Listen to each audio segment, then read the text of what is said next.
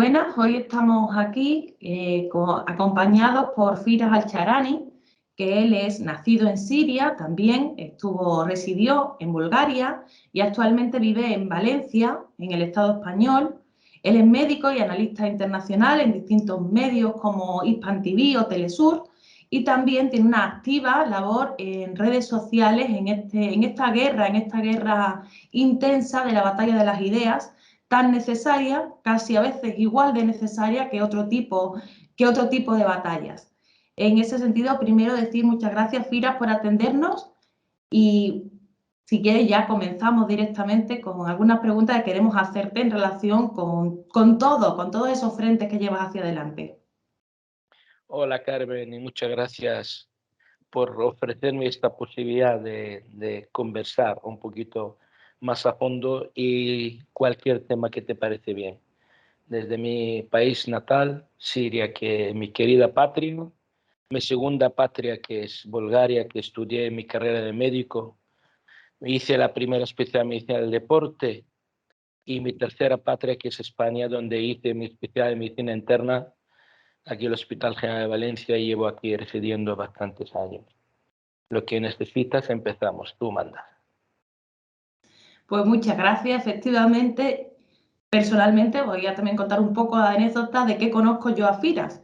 Yo a Firas le conocí fundamentalmente en ese contexto que había de bombas y mentiras sobre Siria, que fue un contexto bastante intenso durante muchos años y donde algunas personas conocedoras no solo de la realidad siria, sino también de cómo funciona esta geopolítica internacional, fueron dando luz y además también sirvió para reforzar los lazos de solidaridad tan necesarios en ese momento para el pueblo sirio y también para combatir todas esas mentiras mediáticas, porque hay que recordar que a Siria no solo se le ha agredido a nivel militar, sino también se le ha agredido a nivel político y a nivel mediático. En ese sentido, sé que has estado recientemente en tu país natal y bueno, ¿cómo está la situación allí? ¿Cómo encontraste aquello? Pues la verdad, yo desde la guerra de Siria, desde empezó, porque es una guerra, no sé qué definirla, porque guerra civil no lo yo creo que guerra contra Siria, que empezó el 2011, ya estuve en dos veces, en plena guerra en el 2012 y en el 2013. Y prácticamente me fui para ofrecerme a ayudar en lo que se pueda ayudar. Que como si fuera un militar más, que he sido militar, o en este caso como médico, o lo que sea, para ser un ciudadano más.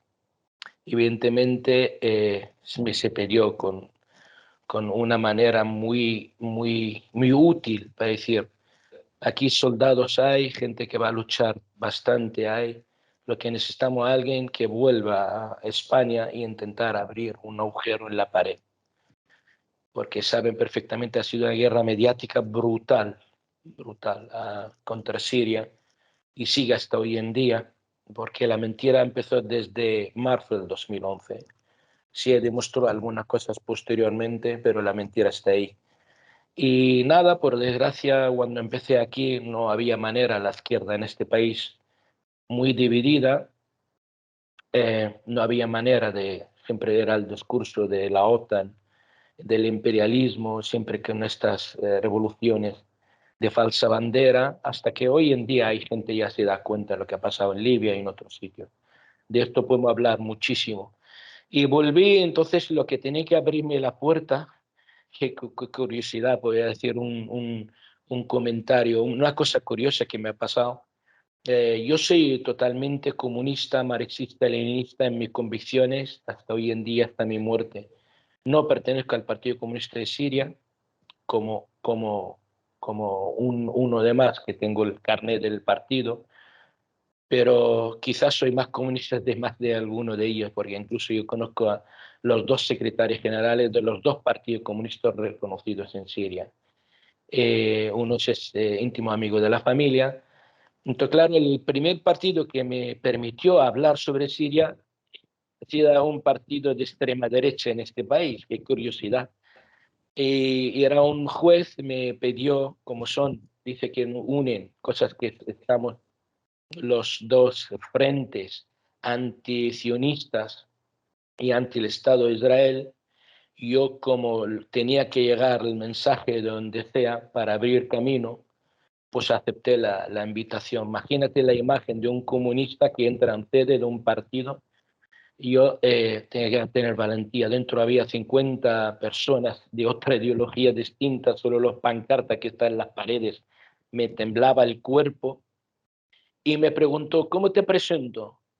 Digo, tiene que presentarme como comunista sirio, si no, no hablo nada. Y él es un hombre también con carácter y me presentó así. Tiene que ver las caras de los 50 o 60 dentro, yo con mis, perdona, con mi fuerza, por no decir otra vez con un par de cojones dentro, porque con 50 tíos de este calibre, y lo curioso es que cuando presentó toda la presentación, acaban saludándome como si fuera uno de más de ellos y haciendo fotos conmigo y con la bandera siria. Y de ahí empecé con el tema de la batalla mediática, donde luego se formó el movimiento de apoyo a Siria y ya sabes toda la historia. Luego que quizá el grupo más fuerte que está moviendo en este tema es en el País Vasco, que le agradezco muchísimo. Son gente muy formal, muy enterada, gente que sabe muchísimo de Siria. Y de ahí empezó, pero al fin y al cabo es una pequeña batalla mía por la política antiimperialista en el mundo y como buen comunista, evidentemente, una parte de ella es la guerra de Siria, ahora lo que pasa en Ucrania, o lo que ha pasado en Libia, o lo que va a pasar con el pueblo cubano, o lo que pasó con el embargo a Venezuela, estamos en todos los frentes. Efectivamente.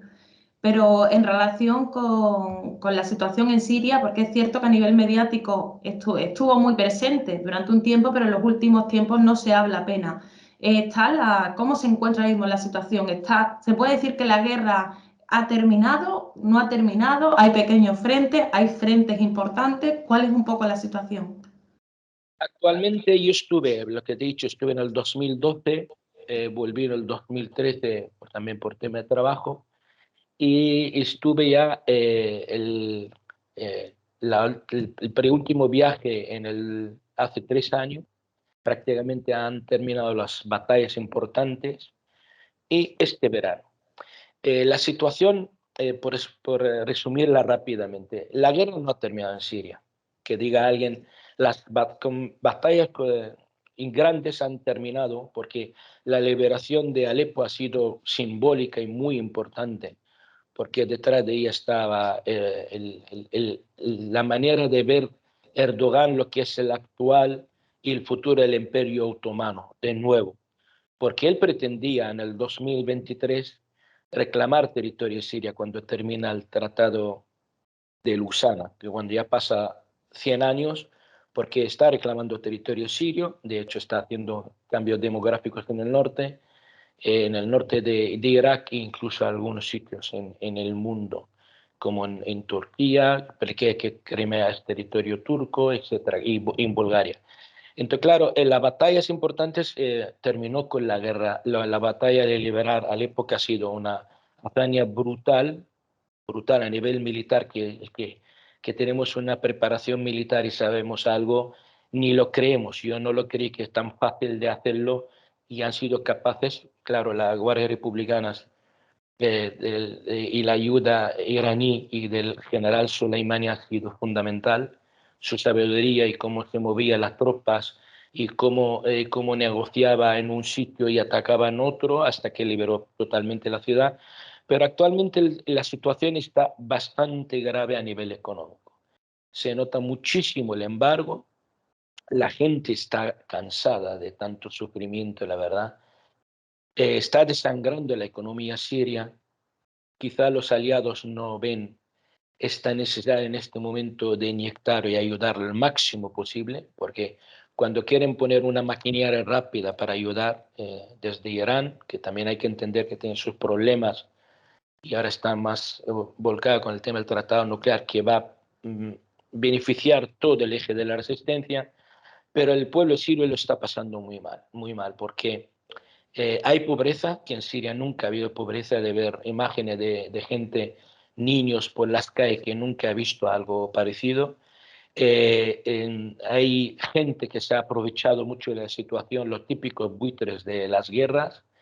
Dentro de lo que cabe, no quiere decir que están protegidos del Estado sirio, pero hay un equilibrio extraño dentro de lo que está pasando.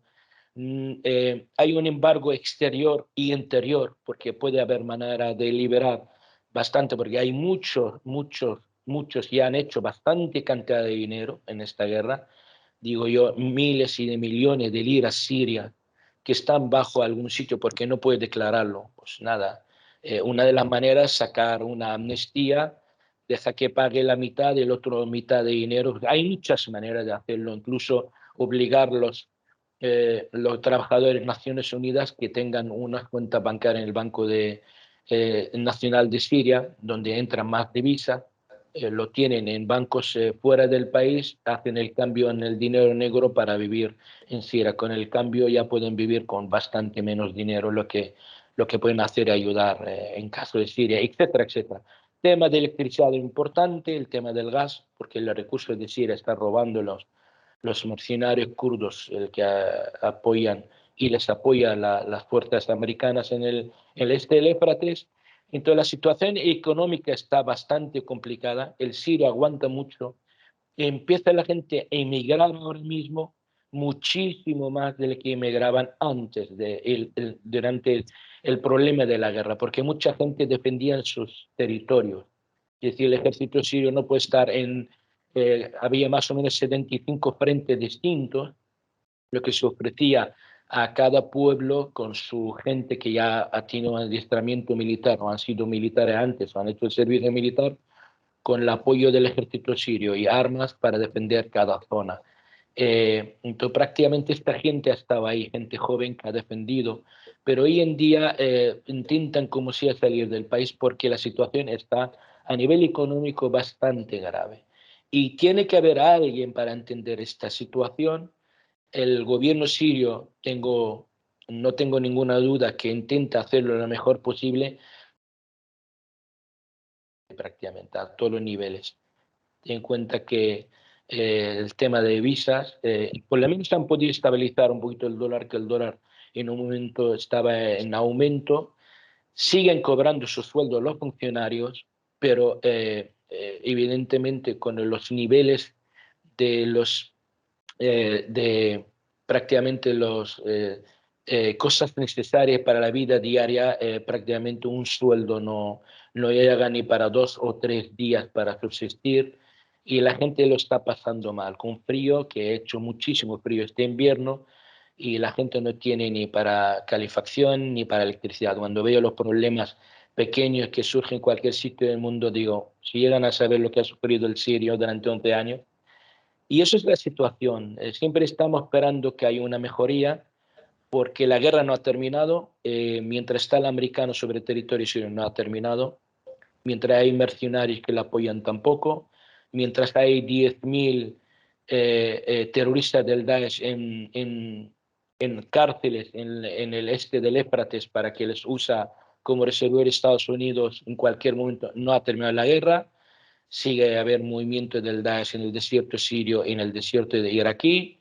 Y evidentemente el gran problema para mí, muchísimo más grande que este problema, es el tema turco. De tanto, la que ha frenado todo esto, estas conversaciones posibles a tres entre Irán, Turquía y Rusia, por cuestiones ya lo que estamos hablando, porque los rusos están pensando en otros temas mucho más grandes y le han permitido al turco hasta ahora se sienta con más comunidad. Yo creo que en el tema ucraniano, al fin y al cabo, va a favorecer para que se muevan las cosas en Siria al favor del Estado sirio. Y uno de ellos ya está notando con los radares de las bases rusas que están prácticamente haciendo todo lo posible para que los movimientos de los aviones militares y civiles en Israel están detectados desde que salgan de sus aeropuertos. Es una amenaza directa para que en algún momento que cambia un poquito el escenario, que ya no, Israel no puede atacar, que es aliada directa de Turquía en esta guerra, e incluso hasta que ya se declaró el líder de Hezbollah que ya tienen tipo de armamento antidrones y antiaviones ya en el Líbano, sin precisar mucho, y eso es la preocupación de Israel. Entonces, hay un movimiento de fichas, quizá desde el problema ucraniano, que a Rusia no ve con tanta manera permisiva la presencia americana en Siria, y nosotros tenemos muchos métodos para sacarla de ahí, pero claro, necesitamos la luz verde de Rusia, y yo creo que con el tema ucraniano ya creo que el 2022 va a ser un año crucial para terminar esta guerra. Habrá otro combate de nuevo, más sangre en Siria, sin duda, pero es la única alternativa para salir de esta guerra. Bien, bueno, aprovecho también, en parte también por lo que has comentado, para denunciar ese embargo que hay contra Siria, también esa guerra económica que también se mantiene, esos embargos, esos bloqueos económicos, esas guerras comerciales, que a veces se nos olvidan, pero hacen mucho daño a todos los países, pero a un país que ha vivido una agresión durante tantos años, evidentemente le hace más daño. Incluso en Naciones Unidas han dicho o han condenado varias veces este tipo de acciones que se hacen impunemente habitualmente por parte de Estados Unidos y de sus aliados de la OTAN. Y con esto, y después quiero también seguir con algunos puntos que has tratado sobre Ucrania y sobre ese contexto general internacional, pero sí me gustaría no desaprovechar esta oportunidad para hablar algo de Bulgaria, porque Bulgaria es un país muy desconocido realmente. No suele salir en los periódicos ni en los medios de comunicación, al menos aquí. No es un país del que se hable mucho. Sabemos que Bulgaria pues, fue una república popular en un momento determinado, estuvo dentro de ese bloque del este, por así decirlo, pero después ya efectivamente hoy en día es un país de la OTAN, es un país de la Unión Europea. ¿Cómo es la situación en Bulgaria? ¿Qué nos puedes contar un poco de Bulgaria para, insisto, para personas que desconocemos mucho sobre ese país? Solo quiero terminar un tema sobre el embargo de Siria y entramos enseguida. Ok, Imagínate que Siria tiene gas y petróleo bastante para su población, el consumo interno, incluso exportaba 300.000 barriles al día, que no es mucho. Hoy en día nos roban por una parte, llega al Kurdistán iraquí a través de los mercenarios kurdos y lo venden a Israel, al enemigo de Siria.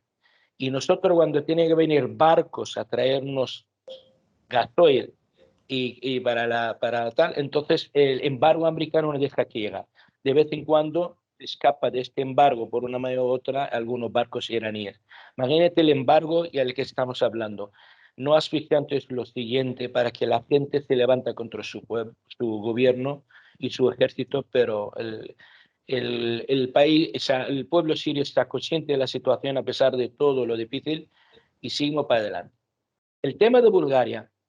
Evidentemente yo viví en Bulgaria en la época socialista, porque no se puede hablar de comunismo, o sea que son etapas que nunca llevó al socialismo real, lo que se llama dentro de la teoría, donde te puede hablar muchas cosas. Evidentemente estoy convencido, hoy en día hacen un referéndum y preguntan gente claramente con una pregunta dentro del Estado búlgaro, gente joven incluso, que no ha bebido, la mayoría ya llevan 30 años, se dan cuenta lo que ha perdido este pueblo con esta falsa manera a la democracia y democratizar el país y lo que sea. Era un país próspero a todos sentidos. Ya te voy a contar, pues la sanidad al 100% gratuita, los estudios públicos todo gratuito, incluso pagaban para que se estudien. Un país que fabricaba de todo, tenía buena industria, incluso tenía muchísima gente que trabajaba fuera de Bulgaria y le traía dinero, o sea, a nivel del Estado, o sea, hacían gasoductos en Siria, ayudaban en la explotación petrolera en Irak, en Libia. A un nivel, estás hablando de un país de 9 millones de habitantes, donde era el segundo país que transportaba carne de cordero en el mundo después de Australia, y etcétera, etcétera. Un país donde no había delincuencia como lo que de hoy en día, no hay droga, no hay prostitución como está hoy en día de trato de blancas los primeros años después, era algo brutal y etcétera, etcétera. Entonces era un país tranquilo donde la jubilación era los hombres a los 60 años y la mujer a los 55 años. Una mujer embarazada tiene derecho a cobrar su sueldo hasta 2 años en casa, le daban hasta la comida de los niños gratis muchos privilegios sociales, económicos, tranquilidad, vida muy tranquila. Evidentemente, por esta guerra mediática que siempre sabe manejarla, como ahora en la guerra de Ucrania, está inminentemente la guerra, inminente, ya están saliendo los británicos ya, porque inminentemente mañana Putin ataca a Kiev, la misma manera con el BBC todos los días en búlgaro. Era el único problema que no les dejaban viajar fuera del país con facilidad. Es cierto que aquí ha venido algunos amigos míos en el 88, en la época socialista, con un visado y han podido venir y han vuelto, que era un amigo mío. No, era un poquito más complicado. Pero un país tenía fronteras, tenía un ejército, no había problemas étnicos dentro del país, ni problemas religiosos aparentemente de gran calibre, y vivían bastante bien. O sea, Bulgaria en aquel momento, hasta 1989, no tenía ni siquiera deuda externa importante, porque lo que debía fuera le debían otros países. Por cierto, por un dato más, en el 2010, Siria devolvió el último dinero que le debía de Bulgaria en la época de Zhivkov, que eran 70 millones de dólares. Es decir, lo que tenían fuera que le debía Irak o le debía Nigeria o el que debía tal, igualito exactamente de lo que es la deuda externa. Y cuando en 1989 el BIP búlgaro era de bastante alto, 38 mil millones de dólares. Estamos hablando, volviendo a recuperarlo después de la caída casi en el 2010. Que tardaron 20 años, ¿por qué? Porque en las privatizaciones, que ellos llegaron a reconocerlo dentro del bloque de derechas que gobernó hasta hace muy poco, llegaron a decir que han perdido 20.000 a 30.000 millones de dólares en las privatizaciones, que era dinero de todos los búlgaros. O sea, hoy en día la pobreza es algo brutal, vive bien quizá no más del 5 el 10% de la población, el 20% se declara por pobreza y 38% por camino de una exclusión social, que si la mitad del pueblo no tiene ninguna posibilidad de sobrevivir. Las pensiones muy bajas, el peor sueldo interprofesional más bajo de toda la Comunidad Europea, y eso es, la inflación es tremenda, la tuvo después de la caída, casi llegó a cifras desorbitadas, incluso el tema de la moneda le devaluaron casi el 3.000%. Pero hoy en día tienen un BIP de 64 mil millones.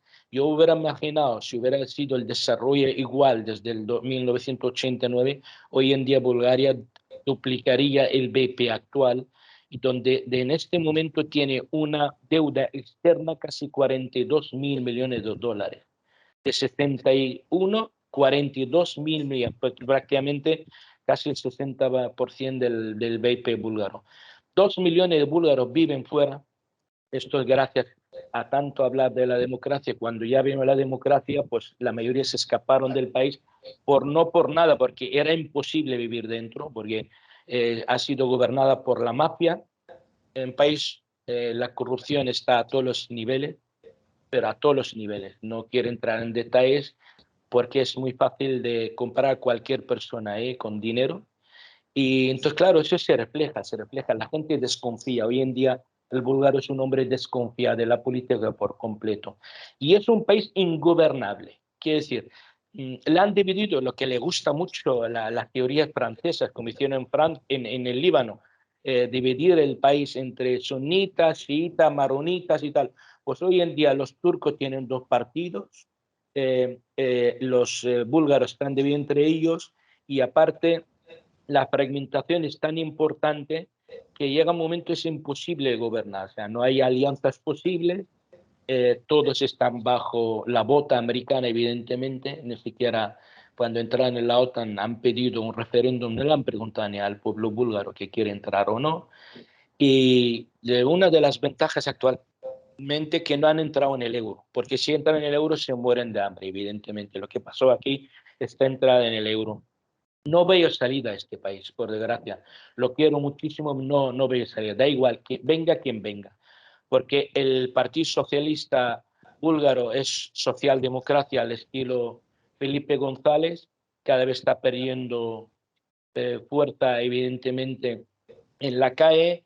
Y hoy en día que vienen algunos que han estudiado en Harvard, creen que va a sacar el país para adelante, son unas marionetas, un país ya desintegrado, no tiene ejército.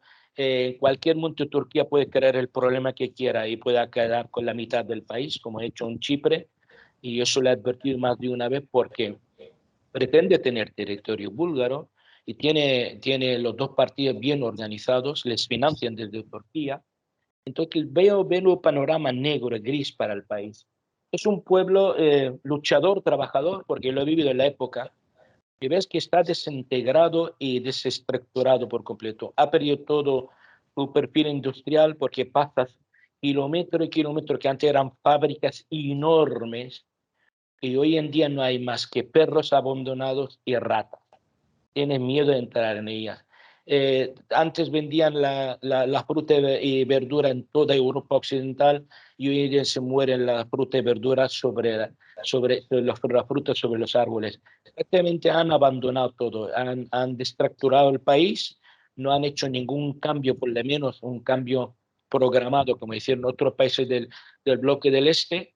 Aquí han destruido por completamente todo y gracias para que vive el 5% que es la mafia hoy en día que domina por completo la industria y un poquito el ocio y sigue, evidentemente ahora no se nota este ajuste de cuenta como los años 90 al principio eran gángster completamente por las calles y la gente tenía miedo, pero están ya estancados dentro del Estado y dentro de los partidos políticos. Pues ojalá también estos cambios, que ahora vamos a entrar también un poco ahí, esos cambios que se están dando a nivel geopolítico internacional, todos los bloques que van surgiendo también puedan ayudar a pueblos como el búlgaro o como los demás, las demás repúblicas, algunas soviéticas, otras no soviéticas, pero socialistas europeas que realmente siempre con datos en la mesa hemos visto y hemos comprobado una y otra vez cómo más que una vuelta al capitalismo, parece que se les impuso como venganza ese capitalismo, porque fue una destrucción para esos pueblos.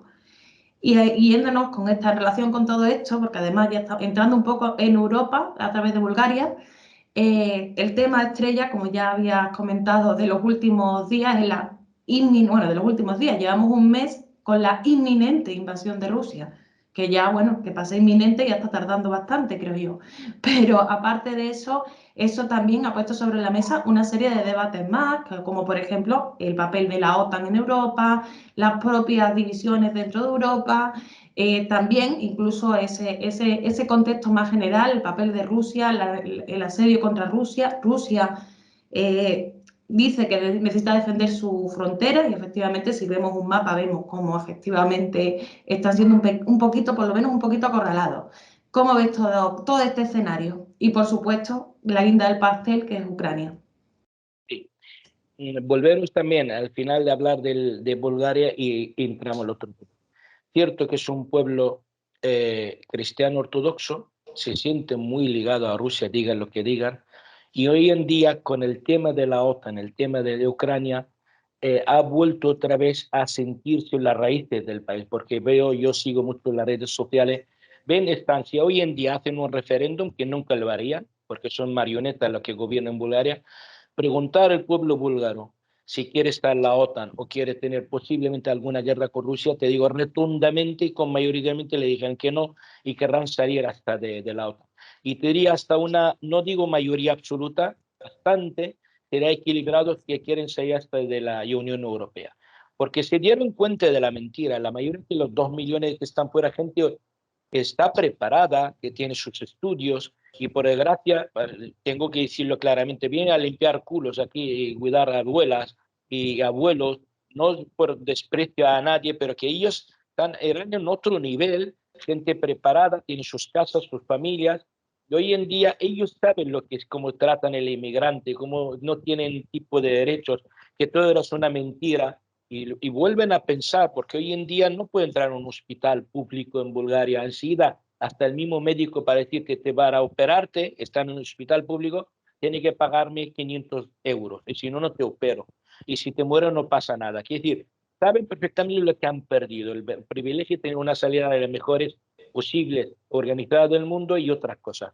Entonces, claro, el tema de Ucrania concretamente, veo que la gente está totalmente contra lo que está haciendo la OTAN ahí contra de su gobierno, y quizás si llega a haber un choque directo, esto le va a costar al gobierno de Bulgaria muchísimo taparlo a nivel mediático y lo demás, porque la gente no puede entender que hay aviones españoles en territorio búlgaro y tiene una fregata en el Mar Negro.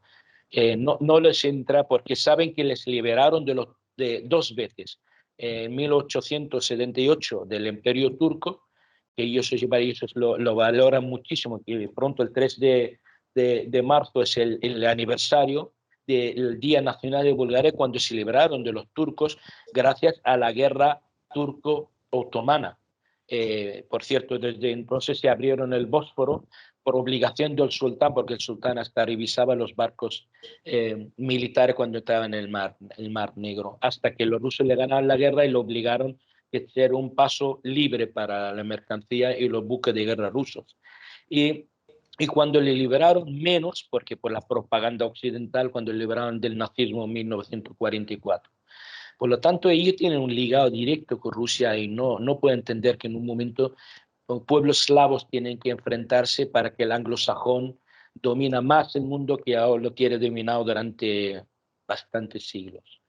Y ahora el tema de Ucrania. El tema de Ucrania es largo y vamos a hablar mucho de este tema, evidentemente.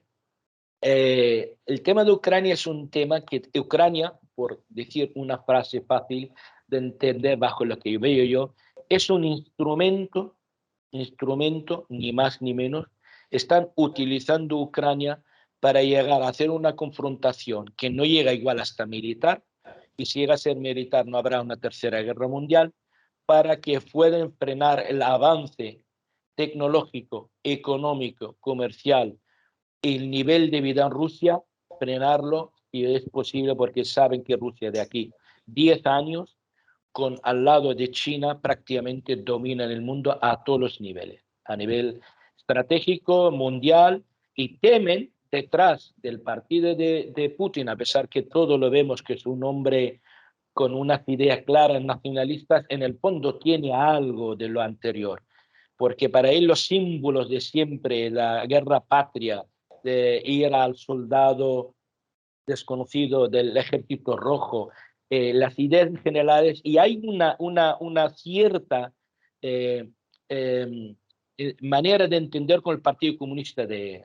Rusia. Es el segundo fuerza en el país, entonces una Rusia fuerte, con una posibilidad, incluso a nivel democrático, que vuelven los comunistas algún día a gobernar en Rusia, esto les daría un poquito de miedo a todos los niveles. Entonces Rusia no quiere que vuelva con una fuerza que ya ha vuelto, y la guerra de Siria ha sido fundamental para ponerse de pie de nuevo en el escenario internacional. O sea, del 2015, cuando dijo tenemos que entrar y entró directamente, ha cambiado por completo. Entonces, claro, eso es una de las maneras. Esto de vender el gas, que para ellos es algo fundamental, y la teoría de Brzezinski está clarísima. O sea, ellos van programando el mundo de aquí 50 años. Cuando dijo, para controlar el mundo hay que controlar la Eurasia. Estoy pensando en fragmentar la Federación Rusa. En el 91, esto será el plan. Trabajaban con Yeltsin sobre ese tema, porque algún día igual saldrá algunos documentos, no sabemos cuándo. Verás que es un agente, trabajó para la CIA, como Shevardnadze, como mucha gente en aquella época, y para mí hasta Gorbachev. Prepararon todo el terreno para llegar a ello, y lo que querían fragmentar a esta Rusia, porque la veía parecían demasiado grande y demasiado rica. Rusia no sabe ni la riqueza que tiene, porque no ha pensado en... Tiene 27 millones de kilómetros cuadrados. Ni se sabe ni el gas que está debajo, ni el petróleo, ni los diamantes. Y tiene gas para suministrar a Europa hasta 60 años desde ahora. O sea, lo que no piensan del fracking y le mandan el gas americano, no tiene más reservas de 6 años. No hay manera que pueda entender la mentalidad europea. Simplemente tiene que encontrarse en el enemigo, y ahora han creado con el tema Rusia. Entonces Rusia está defendiendo su soberanía porque ya está declarada el enemigo de la OTAN. Rusia no declaró a la OTAN como el enemigo de Rusia, pero declaró oficialmente. Y la idea es llegar al Mar Negro. al Mar Negro. Hay algo detrás del Mar Negro. Intentaron en Georgia porque el Mar Negro lleva 6 países sobre ella, dentro del Mar Negro. Turquía ya desde el 51 está en la OTAN, y han metido Bulgaria por la puerta trasera, ni preguntar a la gente busca el día a día a comer y beber. Rumanía lo mismo. Intentaron Georgia, el país que está en el Mar Negro, y Rusia era contundente en aquel momento. ¿Qué quedaba? Ucrania. Eso es el tema. Tiene que llegar porque en un momento esta flota que tiene que salir de ahí con Turquía, con el Bósforo, con el 2023, que van a apoyar completamente a Turquía para que pueda recuperar por una manera u otra el control que tiene sobre los estrechos de Dardanel y del Bósforo, por una manera u otra, y si no, por una posible guerra con la OTAN futura, cierran el paso a los tal y pueden empezar una tercera guerra mundial. Piensan en desintegrar la Federación Rusa. Y de ahí viene el instrumento de Ucrania, porque Ucrania no puede ni aguantar una guerra, está perjudicada lo que está pasando, y un tercio de la población suya es de origen ruso. O sea, quiere decir, si hoy en día preguntan ni siquiera todo lo que ha pasado, preguntan a la población ucraniana, yo te diría que no ganan el mucho que quieren estar en la OTAN, vale, igual la diferencia es mínima con todo el ataque mediático posible, y probablemente no están para la labor de entrar en una guerra. El armamento que llega hasta dentro, me temo que es una posible provocación en el Donbass. Saben que con Rusia no puede a nivel militar, lo tienen clarísimo. Y un enfrentamiento puede acabar en una guerra nuclear en Europa, porque no será ni el primer general ruso que le ha dicho, ni el último que ha dicho que habrá un polvo nuclear en Europa. No van a permitir que se haga algo sobre la integridad del territorio ruso.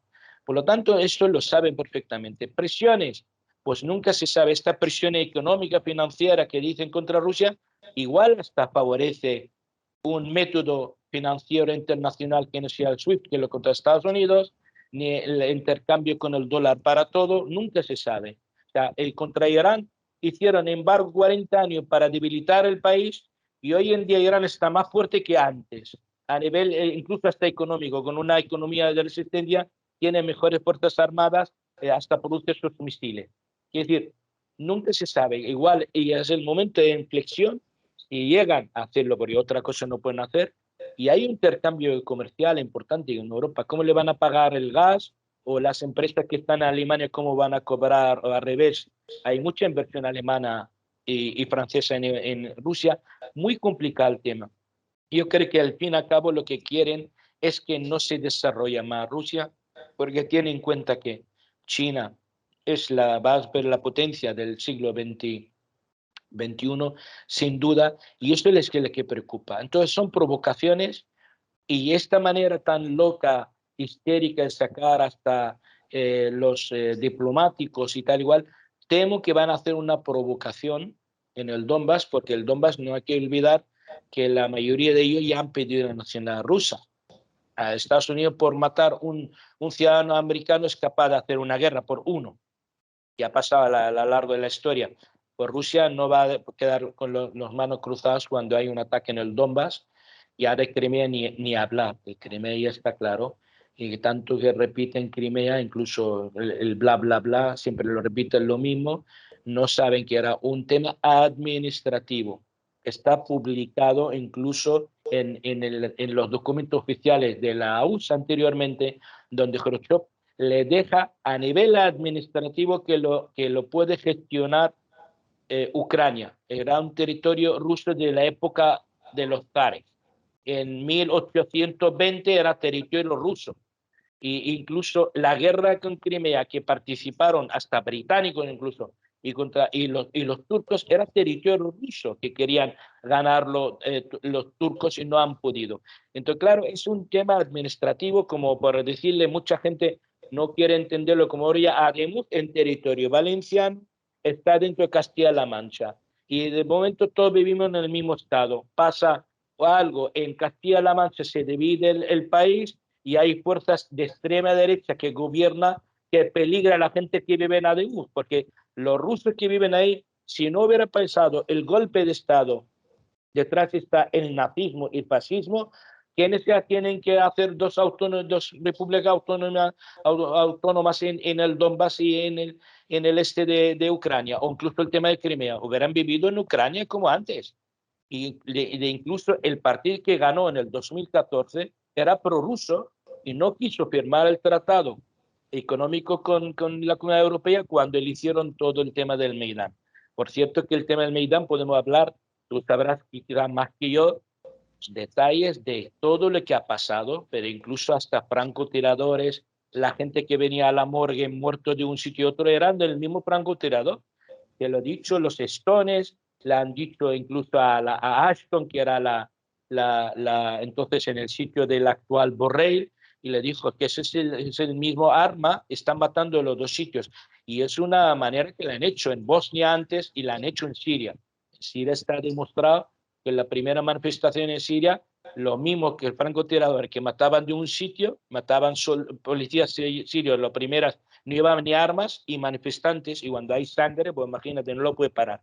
Quiere decir, lo prepararon todo y este le que dio la posibilidad que los rusos se sienten en minoría, se sienten con miedo y peligro y amenaza directa, y de hecho, mira, el Parlamento ucraniano va que en este camino, saca el tema de los pueblos autóctonos de Ucrania, donde excluye 8 millones de rusos que viven ahí. O sea, es como mañana gobierna Vox aquí, España 2000, por decir algo, y llegan a decir, pues mira, los pueblos del País Vasco y Cataluña no son autóctonos en este país. Pues igual los catalanes y los vascos te agradecerían y pues nada, no vamos de España, pero quieren tirarlos de ahí. Quiere decir, ellos cuando dicen no son autóctonos le dicen, tienen que volver a su país patria. Es decir, tiene que abandonar el territorio y entrar en la Federación Rusa. O sea, quiere decir, como mañana pues, los vascos españoles tienen que ir al vasco francés a vivir porque aquí no tienen sitio para vivir. Es algo absurdo que Europa está blanqueando unas ideas racistas, xenófobas, y aparte es un fascismo que luego un momento que no se pueden dominar. Ellos lo usan como instrumentos, como el Daesh lo creó Estados Unidos, Al-Qaeda antes, pero cuando cree sus monstruos para unos fines concretos, luego cuando no se le pueden controlar, dejan el problema detrás de ellos y se escapan, salen de Afganistán, y como ahora el Daesh en Siria, un día igual ahora van a usarlos aún, pero en algún momento se marcharán y dejarán el problema ahí. Entonces lo mismo, el nazismo en Europa Oriental es un miedo y peligro para toda Europa, porque esto si va en auge, luego Estados Unidos está a 6.000 kilómetros de aquí, y los británicos que están en el mal de todo el mundo están en unas islas porque no hay algo que ha pasado en el mundo en el siglo X el mal, por eso se llama el eje del mal, ¿vale? Entonces los británicos están en las islas, no pasa nada, y el problema lo vamos a comer aquí el que vimos en Europa. Y eso es el tema ucraniano en general, que no cree que habrá una guerra, menos hay una provocación clarísima, con unas masacres posibles, y entonces llega un momento, la opinión pública rusa le va a empujar el Duma ruso en actuar, y si actúa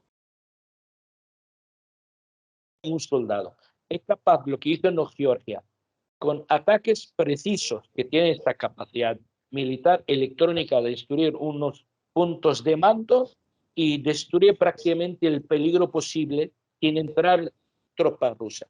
Y eso es lo que cree que es uno de los posibles escenarios. De todas formas, con este tema seguiremos porque yo creo que recién estamos empezando y seguirán ocurriendo cosas. Y bueno, yo creo que para terminar hay un tema que para mí es importante hablarlo contigo, sobre todo porque al principio de la pandemia del COVID-19, Firas estuvo compartiendo, prácticamente yo creo que era diario, cómo él también desde su profesión como médico estaba viviendo toda esta situación.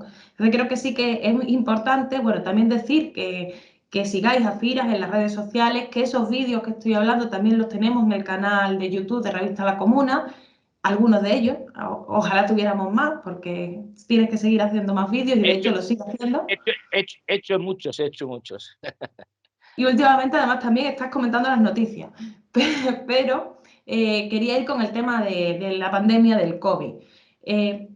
sobre todo en dos preguntas. La primera es cómo ves la situación ahora mismo así a nivel general, si verdaderamente es cierto eso que nos están diciendo de que como que estamos saliendo, que ahora ya la Omicron es casi una gripecita y que eso se pasa y que bueno, que este es el final, o si todavía nos queda. Y bueno, y la segunda pregunta, pues sobre todo porque es un tema muy polémico, no solamente en sectores de la extrema derecha, sino desgraciadamente también dentro de la izquierda, es toda la cuestión de la vacunación y de las vacunas. ¿Las vacunas sirven, no sirven? ¿Son un experimento de Bill Gates? ¿Llevan chip? ¿Qué nos puedes aclarar sobre todos estos temas? Mira, primero, ya se ha demostrado que el virus no es un virus, una guerra biológica, no ha salido de ningún laboratorio. De hecho, ha hecho muchas mutaciones y eso es la capacidad de todos los virus. De hecho, te ves cuenta que cada año hay una vacunación nueva de la gripe porque las cepas que vienen son distintas y va cambiando y hay que vacunar cada año, ¿vale? Eso es primero. Se ha demostrado, estamos en el Omicron, la primera que salió de China y luego ha cambiado por el mundo, menos que van tirando por aviones en sitios distintos del mundo para que nos contagiemos. Eso es lo primero. Segundo, las vacunas han sido algo tan importante, se ha hecho tan rápido, evidentemente porque la magnitud mundial, económica, social era brutal. De hecho, ahora algunos critican, eso no se llama vacuna porque solo inyectas tú un ácido del virus para que se hacen unos anticuerpos. Y vuelven a la Real Academia Española, da igual. Me importa un pepino lo que dice la Real Academia, que lo que es vacuna. Mientras tú frenas un virus, llámala, perdona la expresión, lo que te da la gana.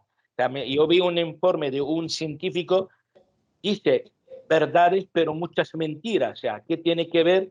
Si tú has podido frenar un avance mundial donde se murieron no sé cuántos millones de personas, llámale vacuna o prevacuna o posvacuna o dale el nombre que te parece bien, ¿vale?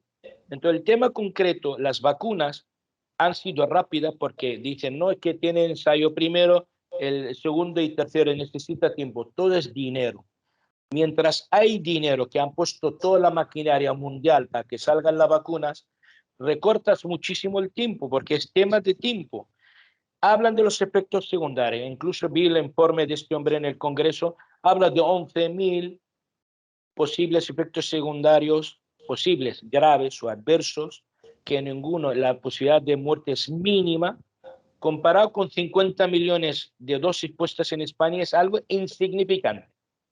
Insignificante. Se muere más la gente, prácticamente no se ha vacunado de la gripe que gente vacunada de las vacunas y han pasado algún efecto secundario. Eso es lo segundo. Tercero, si no hubiéramos vacunado a la gente, pensando lo que piensan algunos, y vamos hacia una vacuna típica según la ley, el diccionario de la Real Academia Española, ¿qué tardaremos? ¿3 años? ¿2 años y medio? ¿Qué habrá pasado del mundo a nivel económico, social? Ves cómo está el mundo, ha bajado la economía, la gente está en el paro, todo cerrado. No se puede hablar de inmunidad de rebaño, porque ves que el virus va cambiando, y si va el virus cambiando, ¿qué vas a hacer? De rebaño. Quiero decir, si hizo lo que se ha podido hacer. Critican los multinacionales, y yo también critico, y yo me gustaría que haya patente, pero llega un momento, si yo no puedo cambiar que haya patente, no hay alguien que ha podido hacerlo a nivel estatal, y lo hay, y no podemos comprarlo, ¿qué tenemos que hacer? Si la vacuna china es estatal y la rusa casi estatal, pero aquí no nos dejan ni comprarla, ni ponerla. Aquí tiene que, algunas ni están ni homologadas, porque yo estaba en vacunación y cuando viene uno que le ha puesto la China en Argentina o tal igual, no lo reconocen. Es decir, es otro tema importante que nunca se ha hablado. En definitiva, el tema va cambiando y cada vez cuando cambia la mutación del virus, cierto, en algunos aspectos mejora, pero la estructura general es la misma. Y cambia ahora, ha cambiado el Omicron, menos violento, esto no se sabemos por las vacunaciones que llevamos, o prácticamente ya menos violento, porque es cierto, en virología cuando hay mutaciones se pierde la virulencia del virus, esto se sabe. Entonces, Llegamos ahora mismo, hablamos de España concretamente. España ya llevamos un nivel de vacunación altísimo y la población infantil prácticamente bastante importante el porcentaje. La mayoría de la gente ya tiene 3 vacunas y algunos ha pasado hasta el virus. Es decir, ya está inmunizado como si fuera una 4ª vacuna. ¿Qué quiere decir? Este año por lo menos va a ser un buen año para el país, para su economía, para la vida social y para el turismo. Que hay que hacer otro tipo de vacuna, quizá más permanente, o hay ya medicamentos que han salido, evidentemente hay que ir desarrollando algo muchísimo mejor que puede frenarlo desde el principio. Pero el tema de los chips y tal igual es que prefiero no hablarlo porque me parece absurdo hablar a nivel científico de algo que no tiene ningún fundamento. Y vuelvo a decir, quiere controlar la población, ¿para qué? Yo no entiendo para qué van a controlar todo lo que se han vacunado y ponernos su chip, porque parece que no nos tienen controlados con los móviles. O con solo por comprar Pegasos de los israelíes que entran en tu móvil sin darte cuenta que han entrado en tu móvil. O sea, yo en alguna intervención mía en Telesur hablé de este tema porque me informé bastante, pregunté a gente que sabe este tema en Siria, se dedica a la guerra electrónica, y en Siria sabemos bastante de este tema, y prácticamente pueden saber todo, o sea, entran hasta tu nube, hasta la nube de tus imágenes, ni siquiera te mandan el virus, saben entrar perfectamente, pueden manejar hasta tu cámara, pueden verte sin que sepa que te están mirando, ¿vale? Por eso te digo que los teléfonos hoy en día hay que coger teléfonos chinos, y todos los teléfonos que llevan la batería dentro es un problema. Antes podías quitar la batería y no te pueden ni conocer. Hoy en día los modernos que llevan la batería dentro estamos jodidos. Por lo tanto, quiere decir en general, es una pandemia que vamos avanzando, será un problema, evidentemente la gente no vacunada y no hay manera que lo entienda, dentro de lo que cabe, cada vez son menos, y la gente que viene de fuera de las fronteras. No hay un control estricto en España, por desgracia. Tiene que estar muchísimo más estricto, porque, por decirte algo, los países del este compran los certificados. Los compran, o sea, eh, eh, a mí, por ejemplo, imagínate, un búlgaro me llama, porque hay mucho mafioso por ahí, le dieron mi teléfono y dice, doctor, yo te llamo de parte de un amigo y tal, ¿es posible que podemos vender certificados de vacunación? Digo, justo te han llamado a la persona más adecuada. Digo, ni siquiera vuelves a llamarme más. Y le colgué el teléfono. Les vendían, valen 50, 60, 100 euros, y salen y entran aquí en el país como están vacunados y no están. Evidentemente aquí ni van a averiguar en el QR, y si hay un QR, algunos sí que se han vacunado, o sea, han tirado la vacuna porque son antivacunas, se registran este número de la vacuna como tiene ahora no me sale la palabra, pero esta gente ya no puede vacunarse luego porque está vacunada hasta que pase 6 meses o 9 meses. Y hay un caos ahí tremendo. Claro, mucha gente entra, lleva certificados falsificados, PCRs falsificados. Cuando te hablan de uno, lleva un PCR, pero es que no le meten y te lo pides en Ucrania, lo pides por teléfono. Mi hermano está en Ucrania, por teléfono, te lo mandan, es negativo, no ha ido ni a hacer la prueba. Y muchos países. Y el control es el problema. China avanzó y acabó con ello con un control estricto. Sus aeropuertos parecen unos búnkers. Tiene que estar en un sitio localizado, tiene que hacerte una PCR al llegar, otra a los 4 días. Y tiene que tal, es que hay un seguimiento, aquí no hay ninguno. Con el QR entras y pasa. Y esto es un problema para que siempre hay unas oscilaciones en el tema del contagio. Pero en definitiva, yo creo que va a ser un buen año. Bueno, en ese sentido también habría que sumarle los países, sobre todo en el continente africano, que no tienen capacidad para acceder al tema de la vacunación y la necesidad quizás de exigir que eso se solucione a nivel mundial también, ¿no? Como se hizo con la viruela, por ejemplo, que eso ya pasó, ya ha pasado, ¿no? Así es. Porque de hecho ahora parece que la India va a sacar, quitar la patente de su vacuna, y probablemente o China con donaciones que está haciendo en África, pero estamos hablando de un continente enormemente grande y necesita nuestro apoyo, evidentemente, y la manera que lo entienden, pero que claro, cuando habla del dinero y de Pfizer y Moderna, solo ven cómo van a subir la bolsa y cuánto dinero van a ganar, nada más. Bueno, bueno, Fira, hemos estado ya un buen ratito y te hemos preguntado muchísimas cosas, tienes que estar agotado, así que unas últimas palabras si quieres decir algo y muchísimas gracias y bueno, ya en otra ocasión volveremos a charlar si lo deseas. Sí, evidentemente me encantaría. Tú sabes que estamos en esta batalla y sigo en esta batalla, siempre en primera línea, lo que haga falta. Un detalle más, lo último, cuando hablamos de los ONGs en la vida social y cuando hablamos de George Soros y tal, un detalle que igual mucha gente no lo sabe porque no lo ha escuchado ni lo sabe. Hace 10 días en el Líbano, eh, cogieron 17 redes de espionaje israelí en el Líbano, trabajan para el Mossad israelí, todos infiltrados dentro de los ONGs financiados desde Occidente. Simplemente esto para que alguien tenga idea, ya va relacionado lo que pasó en Ucrania, lo que pasó en Serbia, lo que pasó en Ucrania, lo que pasó en otros sitios como en Kazajistán incluso, y hablando de estos ONGs que siempre piensan que están haciendo el bien y dentro de ellos están infiltrados de muchas maneras, incluso algunos con buenos fines como Save the Children y otras organizaciones. Hay que tenerlo en cuenta nada más para estar preparados para todo. Y nada, muchas gracias por la entrevista, Carmen. Muchas gracias a ti, Firas, como siempre, y bueno, nos vemos próximamente. Un saludo, buenas noches.